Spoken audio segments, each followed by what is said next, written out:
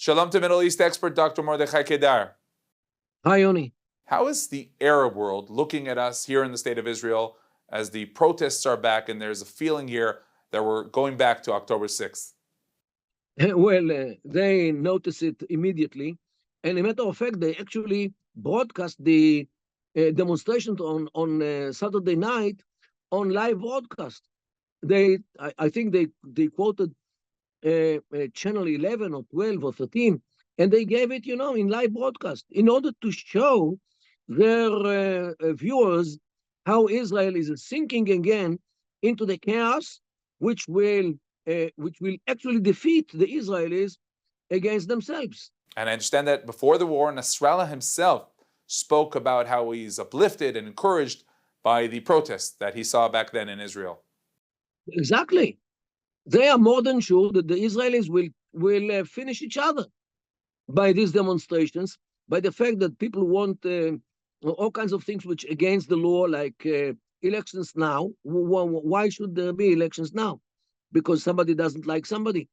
So they actually see the chaos here in Israel, which those people couldn't care less about the chaos as long as they keep their grip over the Israeli society through the Supreme Court, through the other devices which they still own, although they fail in the elections time and again. But this time there's another issue, the hostages and the family members who took to the streets. This time some believe that the protests are for the benefit of the hostages. Well, it's wrong, because the number of families which took part in what happened on Saturday night, I think was 6 or 8, something like this, from 134 families. Means only a handful of families support these demonstrations, because most of the families understand that the more they stream to the streets, the more the chaos which they put in the streets, the higher is the price which Israel is demanded to pay for those hostages. And unfortunately, what they do, they raise the price to heights which Israel cannot meet.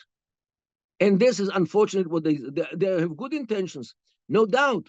But as you know, the way to hell is full of good intentions. Now, regarding the war itself, what do you think needs to be the next stage? What needs to be done now? It's taking time.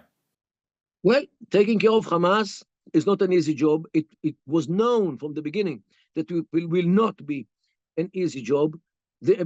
After all, look, the population before the war was around 2 million people, and Hamas are dozens of thousands of combatants. You have to kill them all. Otherwise, they will kill us. It's either us or them. With Hamas, you cannot play games.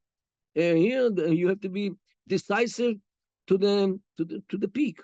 Therefore, Israel has to go house by house, inch by inch, man by man, and catch them all and send them either to the prison or to their graves. And until it's being accomplished, as hard as it is, Israel will not finish the job, no doubt. Okay, Dr. Mordechai Kedar, thank you very much. Pleasure.